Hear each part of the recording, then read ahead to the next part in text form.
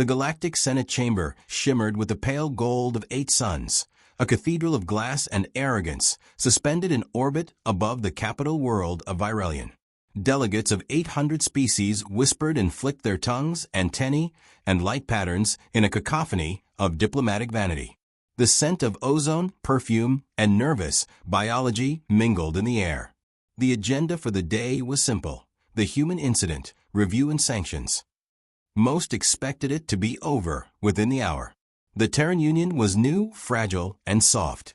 They would apologize, pay tribute, and vanish politely into galactic history. Then the human woman walked in with a coffee mug. Her shoes clicked against a polished obsidian floor, deliberate, unhurried, echoing through the silence that fell like gravity itself.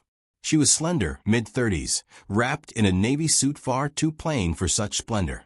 Her auburn hair was tied back, her gaze unreadable behind silver-rimmed glasses. The mug she carried was chipped and bore the faded words, "World's okayest diplomat." She stopped at the center of the hall, placed the mug on the console, and looked up at the assembled empires as if she were assessing the weather. Ambassador Evelyn Cross announced a hovering drone in its rehearsed monotone. Representative of the Terran Union, Sol Sector.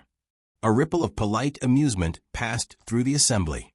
Humans were still considered quaint, an odd little mammal species with big dreams and short tempers. Chancellor Vornak, the reptilian head of the empire, leaned forward on his scaled elbows and smiled with too many teeth. "Welcome, Terran," he hissed, voice smooth as oil. "May this meeting bring closure to the misunderstanding." Evelyn smiled faintly. The misunderstanding being the orbital bombardment of our colony on New Montana. He flicked a tongue, pretending surprise. "Ah, such dramatics. Our fleet was pursuing pirates. Your settlement was, how shall we say, in the way." The chamber chuckled. Evelyn's eyes didn't move.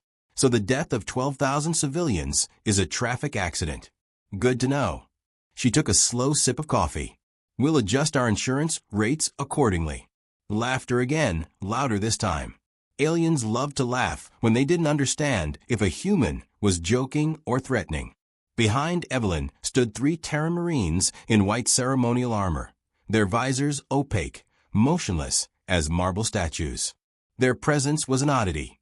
Human escorts were rarely armed at Senate sessions. But no one dared ask them to leave. High Scholar Mirti, an insectoid with eyes like black pearls, raised a claw. "Ambassador, perhaps you overestimate the tragedy. The Empire regrets the loss, but will, of course, issue compensation proportional to your planet's contribution to trade." Evelyn's voice remained calm, almost gentle. "Proportional. That's an interesting metric for human life. What's the conversion rate this week? 2 suns for a shipment of cobalt." The laughter died. Her tone had not changed, but something cold slipped beneath it. A thin wire of steel hidden in velvet. Mirti clicked its mandibles uneasily and retreated into silence. Admiral Zarin of the Walker Confederacy leaned back, tapping clawed fingers against his armor. "You humans are emotional, always crying over ash. The galaxy moves on." Evelyn looked at him. "I suppose it does. Though funny thing about ash, it spreads." Even Vornak's smile faltered. She placed her palms on the console and studied the holographic map projected before her, a model of the Empire's territories, thousands of systems pulsing in blue. Her fingers hovered just above it, tracing patterns invisible to everyone else. "We came here to resolve this peacefully," she said softly. "My government values order, cooperation, respect. But respect, Chancellor, is a two-way street." Vornak chuckled to regain dominance. "And what will you do, little Terran? File another complaint? You lack the numbers, the ships, the—" Her wrist comm beeped once. A faint hologram shimmered to life. Earth seal, the eagle wings spread wide. A voice crackled through static, hurried, tense. "Evelyn, they fired again. Multiple impacts. Communications offline." The Senate's collective breath froze. Evelyn blinked once, the smallest movement in the universe, then dismissed the transmission. She picked up her mug, stared into the dark liquid, and spoke in a whisper that somehow filled every corner of the chamber. That was our homeworld. No one moved. Even the air seemed to hesitate. Vornak shifted uncomfortably. Surely a malfunction. She cut him off with a raised finger, polite as ever. No, you don't get to talk now. The Marines behind her straightened imperceptibly. The chamber lights dimmed as if sensing a storm behind human eyes. Evelyn inhaled, slow and steady, the way soldiers do before they march. For years, we thought you civilized. We mistook your noise for culture and your cruelty for strength. That's on us. She set the mug back down with a gentle click that echoed louder than any weapon. But you just attacked our home. A murmur swept through the delegates, disbelief, fear, confusion. The Chancellor began to rise. Ambassador, let us not. Evelyn's gaze pinned him to his seat. Sit down. Her voice wasn't loud, yet it carried command older than diplomacy, older than fear. For the first time, the alien ruler obeyed. She turned slightly toward the assembly, her face unreadable. Here's how this works, she continued evenly. You'll assemble your admirals, your scribes, your historians, everyone who thinks they understand war. And you'll tell them to go home and pray. A nervous aide squeaked. Pray? Humans pray before battle. Evelyn smiled thinly.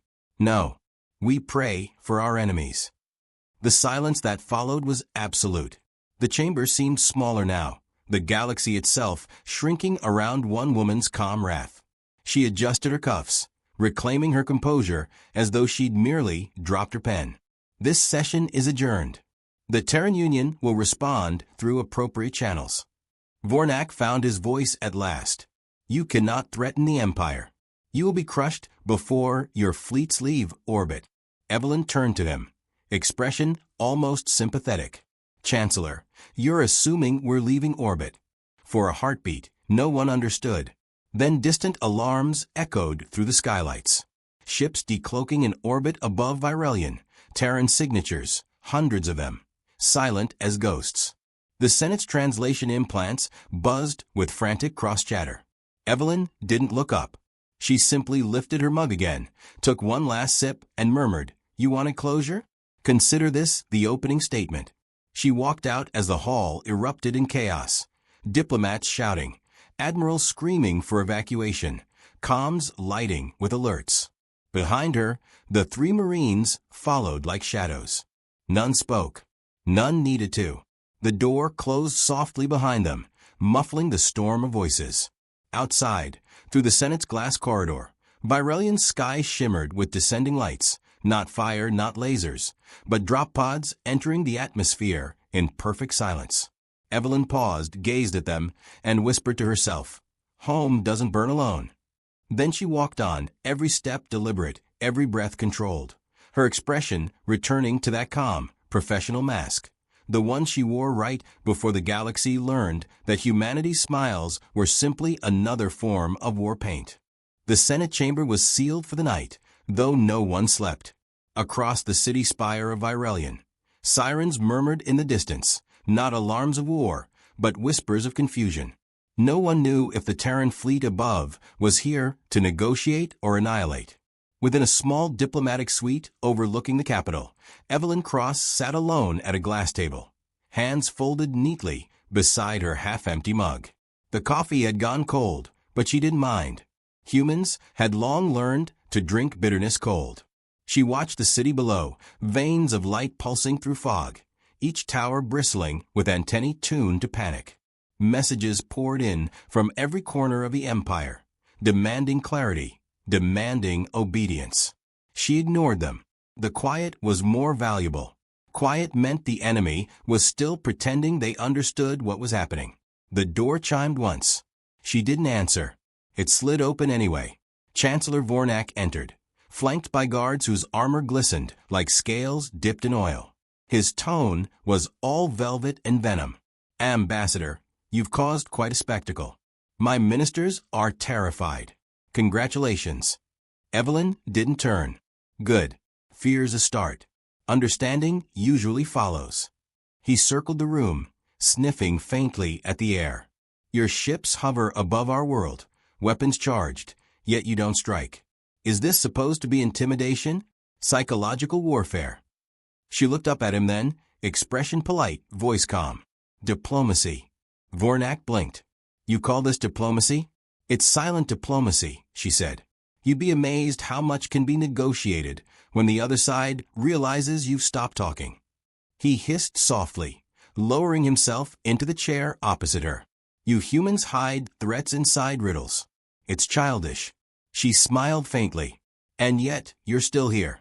Her wrist console pulsed once, unnoticed by the alien guards. A coded burst, 3 dots, 2 dashes, 1 silence, Morse. Phase 1 complete. She touched her thumb to the mug's rim, a gesture meaningless to the aliens, but enough to acknowledge receipt. Across the void, the Terran fleet shifted formation, like a school of silent predators circling deep water. Vornak leaned forward. Your theatrics end tonight. The Empire will not be coerced by a backwater species with primitive fleets. Evelyn tilted her head slightly. Primitive fleets don't appear in your orbit undetected. He sneered, but the edges of his confidence frayed. Do you truly believe humanity can wage war against 1,000 worlds? She didn't look at him. No, but I believe we can make it very expensive to try. He slammed a clawed hand on the table. Enough games. You will recall your ships, or I will have your planet. Already tried that, she said softly. He froze, jaw tightening. She met his eyes. You fired on our home. Now we're just seeing how far your courage extends when the sky isn't in your favor. He rose abruptly and stalked toward the door. You will regret this arrogance. Maybe, she murmured, but we're very good at living with regret. It's fear we don't tolerate. When he left, the silence returned. A perfect, fragile silence that hummed with purpose. Evelyn exhaled slowly, tapping her fingers once against the glass. Somewhere above the planet, the first wave of Terran data lattice bombs disassembled the Empire's orbital surveillance web. Not explosions, just quiet erasure. The galaxy's largest intelligence network went blind for precisely 47 seconds. She poured fresh coffee from a portable thermos, steam curling around her wrist like breath.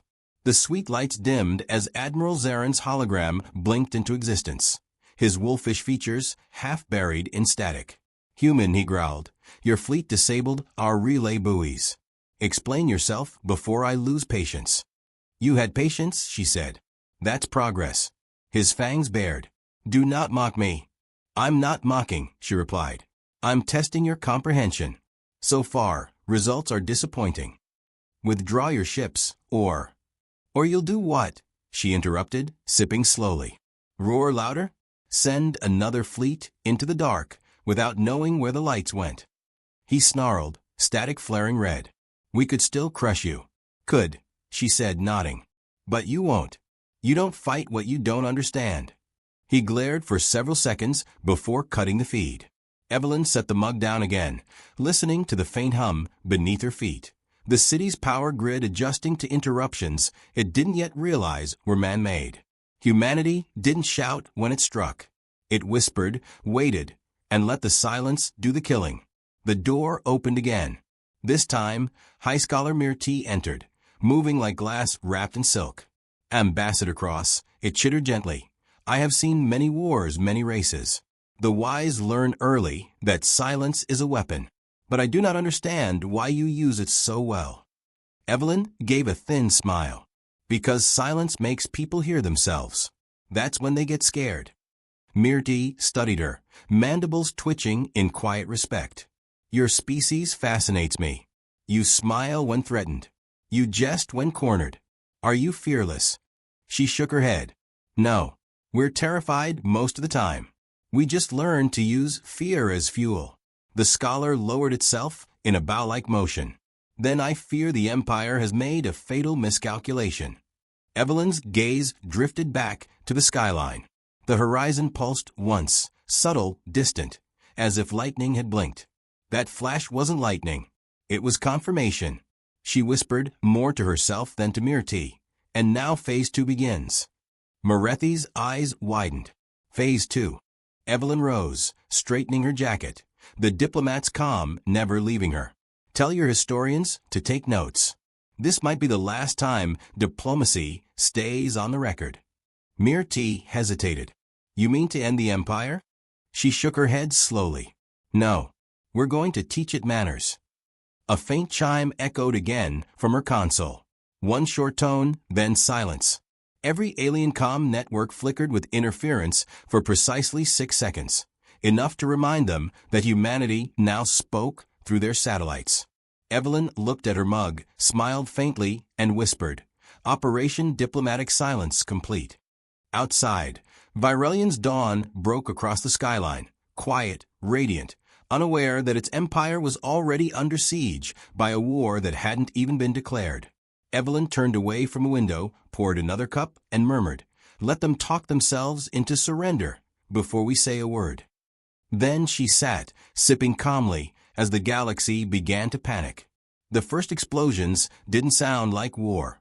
They sounded like silence being erased. No grand firestorms, no sirens, just the steady pulse of power grids dying one by one across the capital of Virelian. Evelyn Cross stood by the glass wall of her suite, coffee steaming in her hand, watching the horizon flicker as entire city sectors dimmed like candles pinched by invisible fingers. From orbit, the Terran fleet moved with surgical precision, cutting communication lines and jamming transmission relays. The Empire's network mind, so proud of its reach, had gone deaf in under 8 minutes. Her console blinked once. The coded report was simple. All eyes closed. Proceed. Behind her, the door hissed open. Chancellor Vornak stormed in, scales glinting like wet steel, his voice rasping with fury. You've made a grave mistake, human. Our systems are malfunctioning because of your sabotage. Evelyn didn't turn. You call it sabotage. I call it a learning experience. He slammed a clawed fist onto the table. You dare cripple our world. She took a slow sip before answering. Not cripple. Demonstrate. The difference between noise and control. His tail lashed once, a blur of frustration. We should annihilate your fleet where it floats. She finally turned to him, eyes calm, voice colder than vacuum. Try. At that word, the air shifted. The Chancellor's guards raised their weapons, but before they could act, their armor screens flickered out. Their rifles powered down as if embarrassed. Evelyn's bodyguards, 3 Terra Marines still silent, still statuesque, took a single synchronized step forward. Vornak froze. His threat, like his technology, had been rendered useless by something he couldn't comprehend. You don't understand, he growled. Evelyn tilted her head. You're right. I don't understand how a civilization that conquered 900 worlds forgot how to think beyond conquest. She walked closer, each step unhurried, deliberate. You burn, enslave, annex, and call it progress. You mistake brutality for strength. And you wonder why the universe never truly loved you. Vornak bared his fangs. You presume to judge the Empire? No, she said. I'm here to end it. Alarms flared faintly outside, muffled through glass. Somewhere above the atmosphere, human battle carriers shifted formation. The first plasma beams pierced the void, not to destroy cities, but to sever the Empire's orbital docks. Hundreds of alien warships, still moored for maintenance, drifted powerlessly into the planet's shadow. The strike was surgical, elegant, terrifying in its restraint. On every surviving monitor, a single message replaced all transmissions. Terran Union Response Protocol, non-lethal engagement in progress. The Senate, once a fortress of arrogance, now shook with panic. Messages flooded Vornak's comms, admirals begging for orders, governors demanding aid. He turned on Evelyn. You can't possibly win against our full armada. She almost smiled. You're assuming we left you one. He blinked, confusion flashing in his reptilian eyes. She tapped her console once, and a holographic map unfolded before them. The Empire's outer territories blinking red, one after another. Our diplomats have been busy, she said quietly. Every minor world you ignored, every labor colony you exploited. They've been feeding us data for years. We didn't build this trap in days, Chancellor. We built it in your shadow. He staggered back. Impossible. Humanity has a long history of doing the impossible, she replied.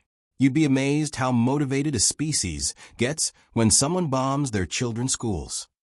Admiral Zaren's hologram suddenly burst to life over the table, distorted by interference.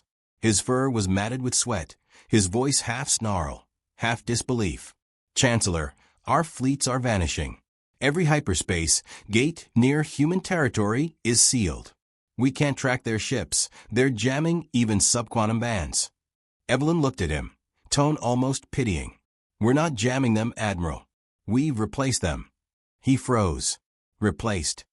Our transmissions, she said softly, are now the language of your network. You'll hear us before you hear each other. Zaren's image glitched, panic flaring in his eyes. You rewrote the communication lattice? She nodded. Consider it a firmware update. You'll get the hang of it. The hologram cut. Vornak's scales darkened to a bruised shade of blue. You humans are insane. Evelyn's lips curved. Insanity implies chaos. This is choreography. Outside, the clouds parted under a thunderless flash, the descent of Terran drop pods, white and unarmed, spreading across continents like snow. Each carried aid kits, translators, food. It wasn't an invasion in the traditional sense. It was infiltration by compassion. For every Empire soldier who raised a weapon, a human medic handed them a ration bar. Cameras across the planet captured the confusion. An army that fought by feeding its enemies. Mirti, the insectoid scholar, entered the chamber then, moving with the grace of a creature that knew it was witnessing history. Ambassador, it whispered, your methods defy every rule of war I've studied. Evelyn turned to her, gentle now. War isn't always about killing. Sometimes it's about showing your opponent that survival depends on becoming better. Morethi's antennae trembled. And if they refused to learn? Evelyn's smile didn't reach her eyes. Then we stopped teaching. From orbit, the Terran flagship Resolute Dawn opened its bays. Massive EMP clouds deployed across the stratosphere, rendering the Empire's planetary weapons inert without a single casualty. Drones swept through the skies, projecting a message translated into 800 languages. Humanity does not seek conquest. Humanity seeks correction. Cease aggression or lose privilege.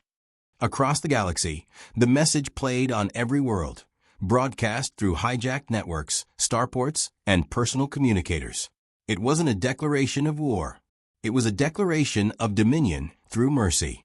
Vornak's knees buckled as he stared at the streams of data scrolling across the table. Empire fleets surrendering, governors defecting, worlds declaring neutrality. You'll tear civilization apart. Evelyn's voice softened. No, we're forcing it to rebuild. He laughed, bitter and broken. You think your people are saviors? She stepped closer, her reflection flickering against his armor. No, just reminders. We were monsters once too. Difference is we remember what it cost.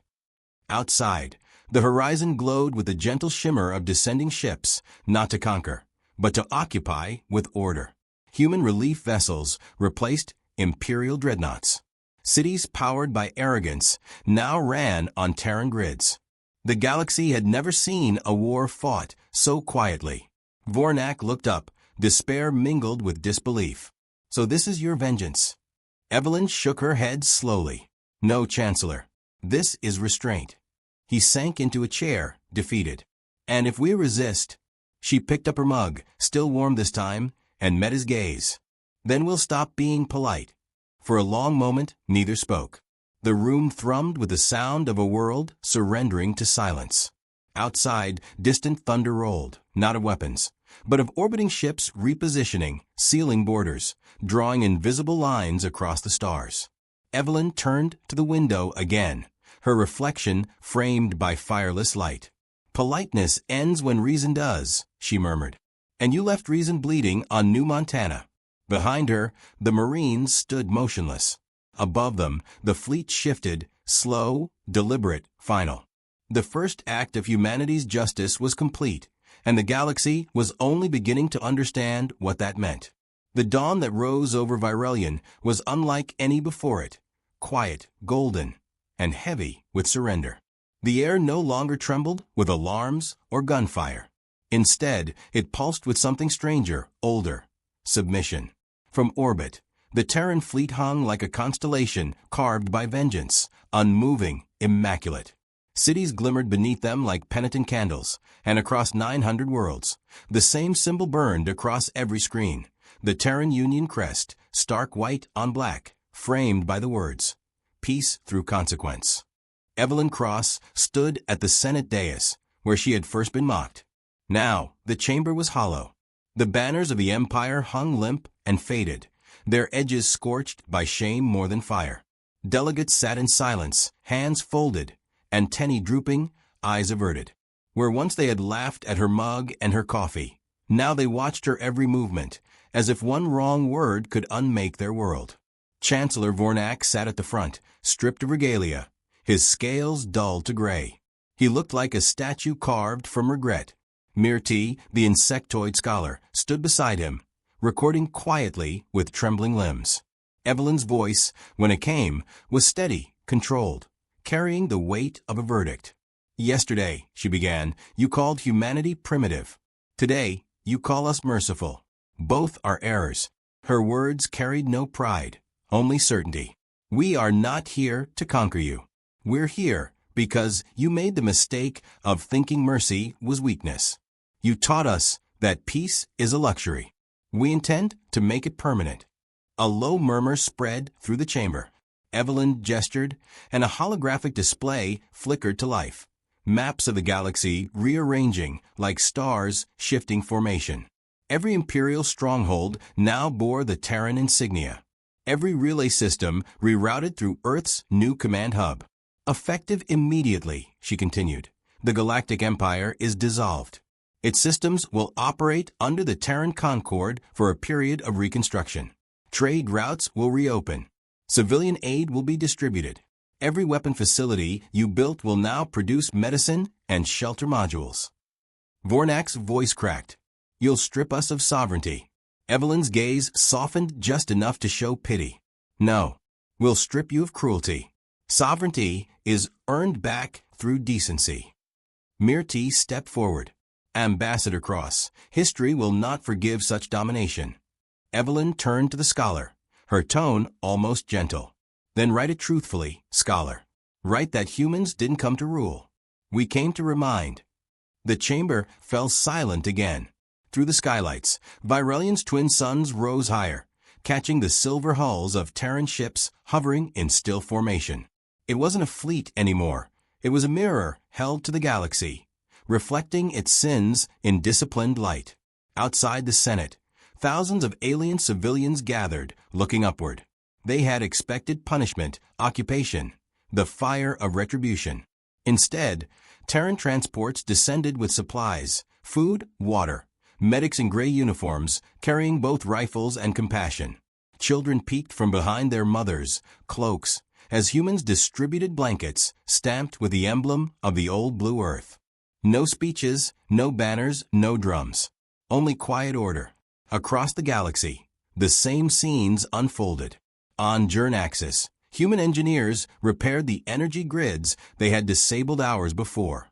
On Thalcor Prime, Terran doctors treated wounded soldiers who had once vowed to exterminate their species. On every world touched by the Empire's arrogance, humanity replaced fear with something far more dangerous: understanding. Evelyn's voice echoed through the broadcast channels, carried on every wavelength. "We are not gods," she said. "We are consequence. You attacked our home, and we responded as humans always have, by rebuilding from the ashes and making sure no one forgets who lit the fire." Her image appeared on billions of screens: calm eyes, worn face, a diplomat's poise laced with soldier's precision. To the galaxy, she looked both merciful and unyielding. To the humans watching from Earth, she looked like justice incarnate. Admiral Zarin appeared again via transmission, his wolfish features weary, voice stripped of defiance. "What happens to those who resist?" Evelyn met his gaze through the hologram. "Then we teach them what silence sounds like." His ears flattened. He bowed his head. "Then the Wolker Confederacy yields." The signal faded. One by one, Other worlds followed. Pledges of cooperation, promises of reformation.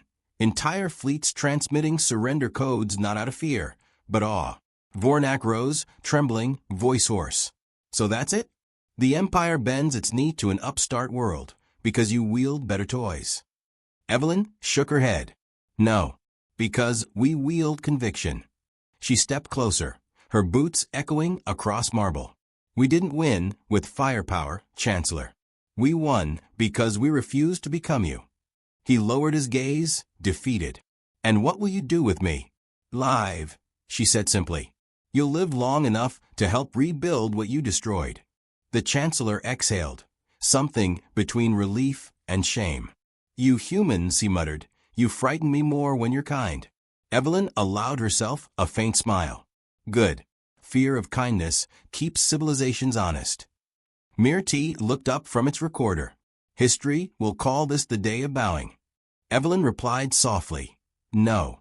Call it the day of remembering. Hours later, as the Senate adjourned for the last time, Evelyn stepped outside onto the terrace. The twin suns burned low on the horizon, painting the sky bronze and violet. Her Marines waited quietly nearby, their armor faintly glowing in the evening haze. The fleet above began repositioning, smaller ships descending into low orbit to assist in reconstruction. The war was over, though the peace ahead would be harder. A young Terran officer approached, his uniform still crisp from transport. Ma'am, he said, hesitating. Command requests final confirmation. Should we initiate withdrawal protocols or maintain presence? Evelyn didn't answer immediately.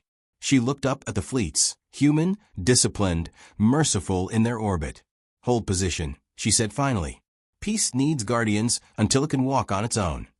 The officer nodded and departed.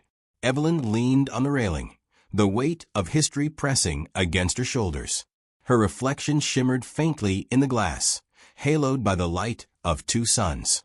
The face that once smiled through insult now looked older, carved by consequence. Mirti approached quietly. Ambassador, what will humanity do now? Evelyn looked toward the stars, her voice soft but steady. Now we rebuild their conscience. Above them, Terran beacons flickered alive across the sky, each pulse synchronized like a heartbeat shared by 1,000 worlds. It wasn't a show of dominance, but of unity. The galaxy, humbled, watched in silence. And somewhere deep within that silence, something like respect began to take root. She whispered more to herself than anyone. This isn't victory. It's warning. Then she turned, walking back into the Senate one last time, her footsteps echoing through the marble halls. The doors sealed behind her, and for the first time in centuries, the galaxy's greatest empire knelt, not to gods or conquerors, but to a woman who carried her world's grief like a weapon and wielded peace as the sharpest blade ever forged. And as the suns of Virelion set, the stars themselves seemed to bow, reflecting the truth no species would ever forget. Humanity was polite until it wasn't.